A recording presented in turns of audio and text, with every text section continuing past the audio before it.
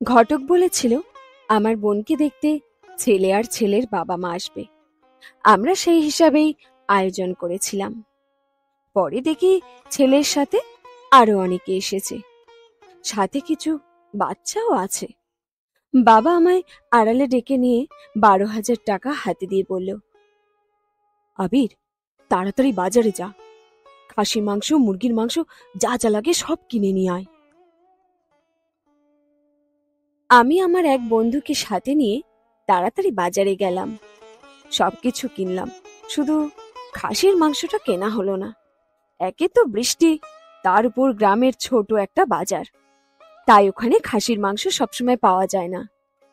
বাবাকে যখন ফোনে বললাম বাজারে কোথাও খাসির মাংস পেলাম না, তখন বাবা বলল, যেভাবে পারিস খাসির মাংসের ব্যবস্থা কর, তা না হলে আমার সম্মান থাকবে না।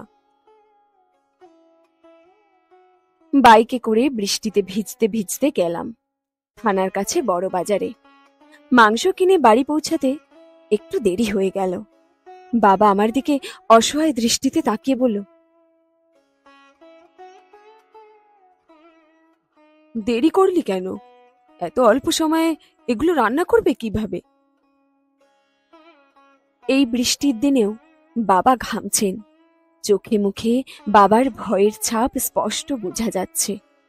আমার শিক্ষক বাবাকে এতটা অসহায় আগে কখনো দেখিনি। আমি বললাম, আপনি চিন্তা করবেন না, সব ব্যবস্থা হয়ে যাবে, আপনি ওনাদের সাথে বসুন। মাকে রান্নার কাজে সাহায্য করার জন্য আমার বোন রান্নাঘরে ঢুকতেই মা বাধা দিয়ে বলল, তুই কেন রান্নাঘরে এলি? যা রুমে যা, গিয়ে তৈরি হয়ে নে। বোন বলল, মা, তুমি পারবে না একা হাতে এত কিছু সামাল দিতে, আমি একটু সাহায্য করি। মা বলল, আমি পারবো একা সামাল দিতে, তুই তৈরি হয়ে থাক, ওরা কখন না কখন মেয়ে দেখতে চাইবে। আমি ছেলে মানুষ, রান্নার এত কিছু বুঝি না, তবে এটা ওটা কেটে দিয়ে মাকে যতটুকু পারি সাহায্য করার চেষ্টা করছিলাম।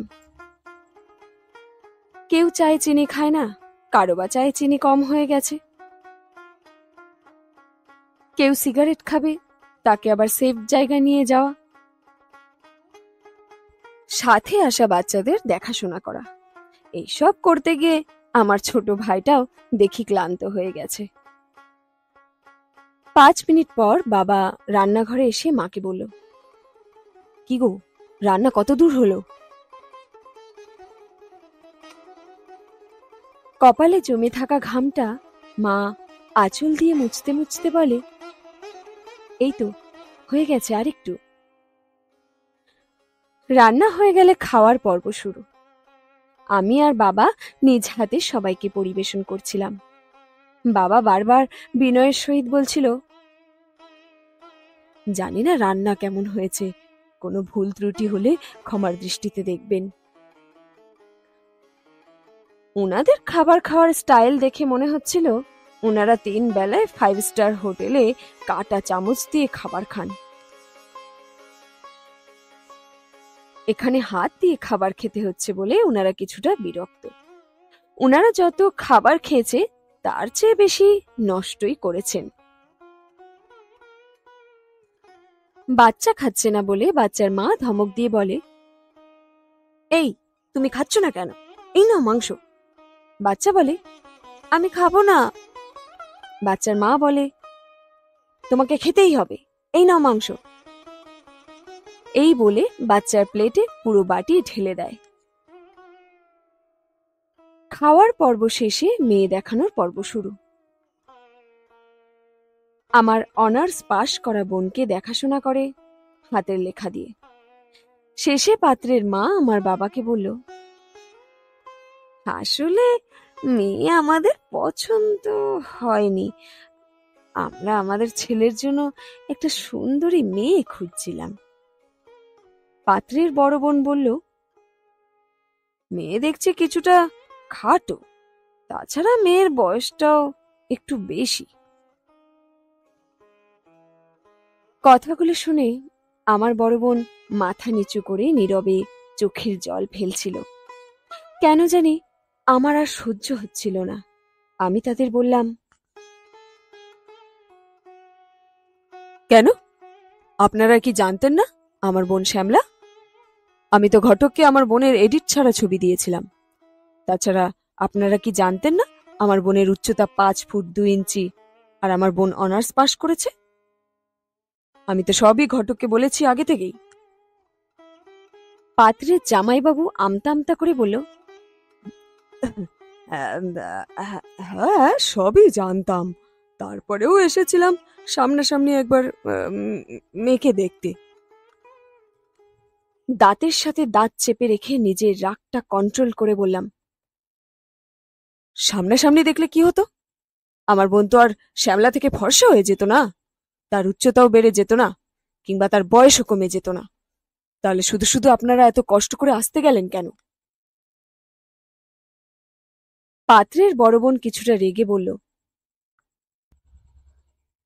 আমরা মেয়ে দেখতে এসেছি বলে দোষ করে ফেলেছি নাকি?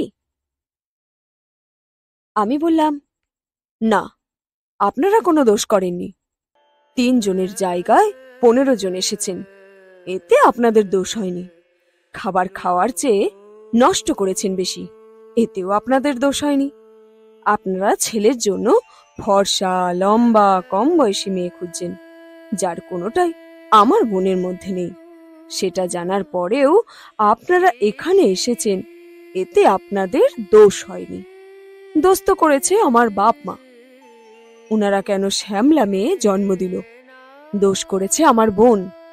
কেন সে আপনাদের অপমান নীরবে সহ্য করল? দোষ তো করেছি আমি। কেন এখনো পায়ের জুতোগুলো হাতে তুলে নিইনি? আমার কথাগুলো শুনে বাবা আমার গালে থাপ্পড় মেরে আমাকে থামিয়ে দিয়ে উনাদের কাছে মাপ চাইল। সবাই চলে গেলে বাবা আমার কাছে এসে আমার মাথায় হাত বুলিয়ে দিয়ে বলল, যেদিন নিজে মেয়ের বাবা হবি সেদিন বুঝবি মেয়ের বাবাদের কত কি সহ্য করে নীরব থাকতে হয়।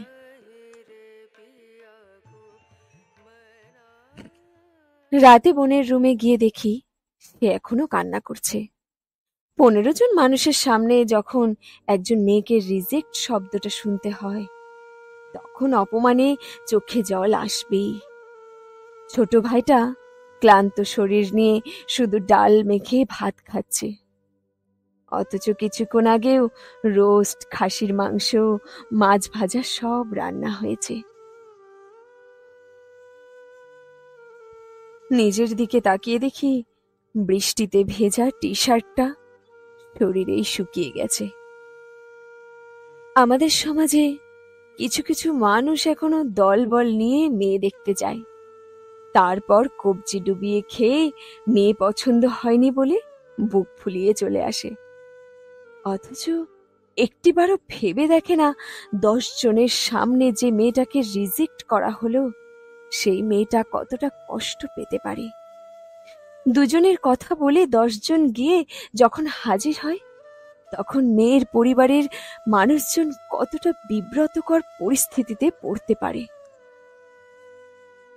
বিয়ের কথাবার্তা চলাকালীন মেয়েকে আলাদাভাবে আপনি নিজে একবার দেখুন। যদি মেয়েকে দেখে আপনার পছন্দ হয়, তাহলে বাবা মা আর সাথে 2-1 জন মুরব্বি নিয়ে মেয়ের বাড়িতে যান।